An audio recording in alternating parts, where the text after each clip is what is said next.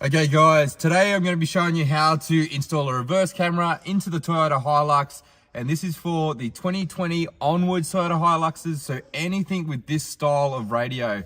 So these are the new ones with the dials on it, and this is the kit we're going to be using today. This is the AutoChimp AC-TOY-RC6. We're going to put this on our website.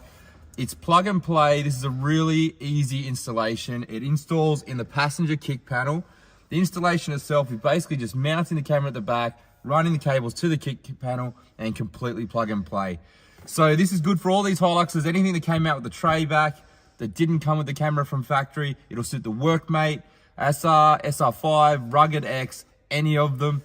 And it doesn't matter if it's auto or manual, it actually fit all the cars. So this car here, as you can see, put it in reverse, hasn't got a camera already.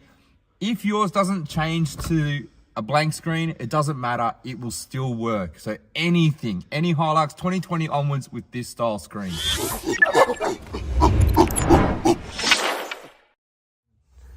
Okay, first up guys, I'm going to show you what's actually in these kits. So the first step is you do have this camera. This is a little bracket mount camera. It is an IP67 waterproof and dustproof rated camera with very low lux, so it can work at night with great night vision. Very small. And the beauty of these cameras, they can be mounted this way or this way. They have options to turn reverse lines on and off, but you can also flip the image horizontally and vertically. So that's why you can mount it either on the front of the car or on the back of the car or upside down, whichever way you like. Very cool camera. This is the plug that's going to mount into the kick panel that allows the camera to work. It's actually going to come with some conduit, which is some split tubing for running your cables from the front to rear. It's also going to come with some cable ties, all included in the kit, and then your extension cable, which is also your power cable from your front to rear. And very simple and easy to use. This is actually going to plug directly into the kick panel. Very easy to do. It has a waterproof connector for the rear of the vehicle where you mount the camera, and that will plug into the kick panel. Very simple and easy to do. It also comes with some stainless steel screws and some double-sided tape. The first step is to dismantle the vehicle. We're going to work down in the passenger kick panel. It's really easy to remove. The first step is removing the tread plate along the side here, and it's simply done by putting your hand underneath it and pulling upwards, and the whole tread plate will actually just clip off. Very easy to do. Just pull it straight up.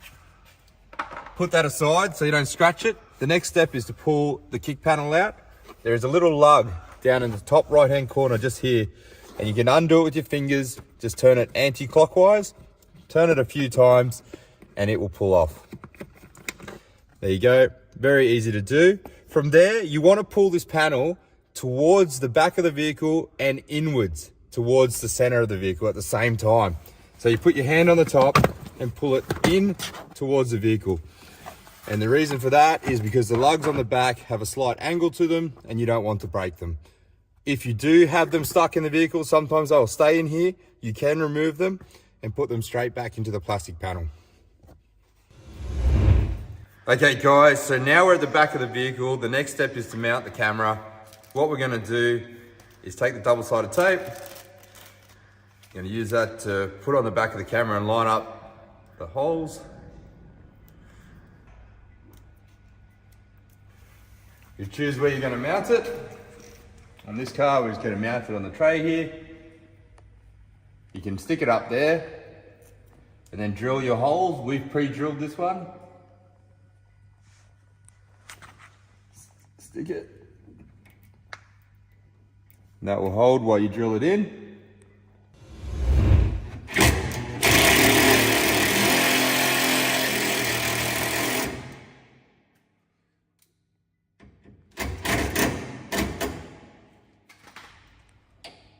Just adjust your angle so it suits, and that's ready to go.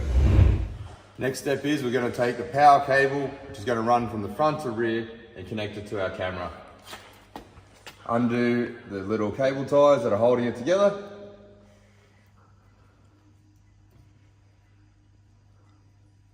Making that look hard. Now, it's very important when you connect this, you can undo it. There's a waterproof connector, and there is actually little arrows. There's a little arrow here and there's a little arrow on the other side as well. You want to push them together so they line up. Once that's connected, you can actually continue to put your split tubing to protect the cabling. And the easiest way to do your split tubing is to take the open end of it and slide it onto your cable, put it between your thumb and run it through. Made that look hard. Right. You would then continue to cover all your cables. Once you put the conduit on, you can then tie the cables up using the cable ties. Tie it however you like to keep the cables in position.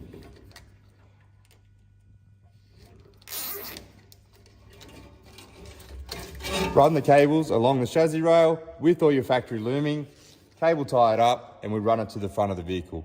We're going to run this to just under the passenger seat, where there'll be a rubber grommet where we can go into the cabin.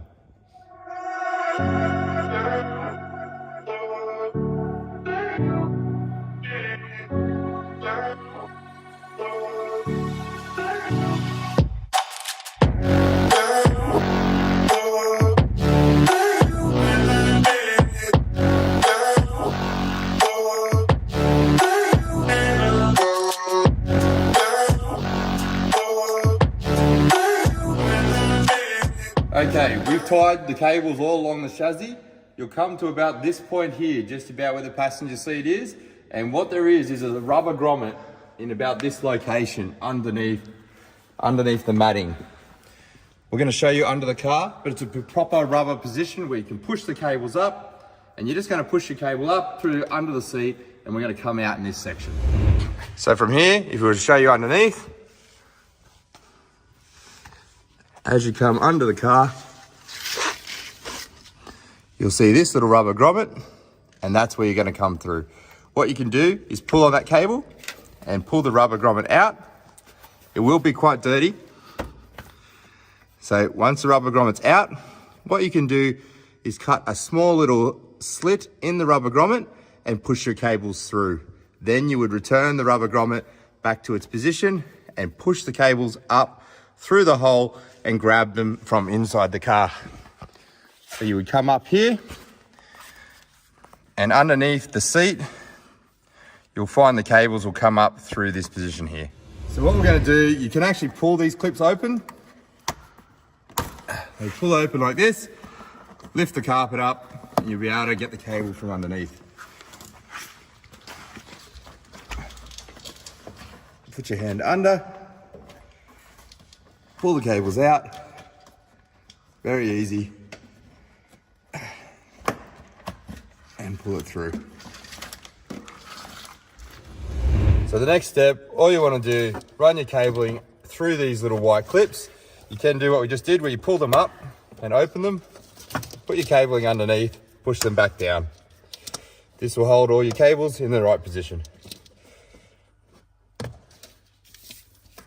From there, what we're going to connect to is this plug here in the passenger kick panel. Has a little locking tab on top. This one has been butchered or has been worked on because someone's put reverse trailer plugs and other things because it's a mining vehicle. You're going to unplug that one, take our T-harness, plug it in, return the factory plug to the other side of the T-harness. Then you'll have two connectors. One will be directly for our reverse camera. We'll plug straight in, male to female. And the spare is just in case you ever want to remove your reverse camera, you can unplug it and return it to factory. At this stage, we don't need to do that. We're going to be leaving the camera in, so we'll leave it connected. Well, we're going to be left with a lot of excess cable. So what you want to do is tie that up. So the way we do that, just loop it around your hand. Gives you plenty of extra cable just in case you need to run it on some of the longer vehicles. Cable tie that up.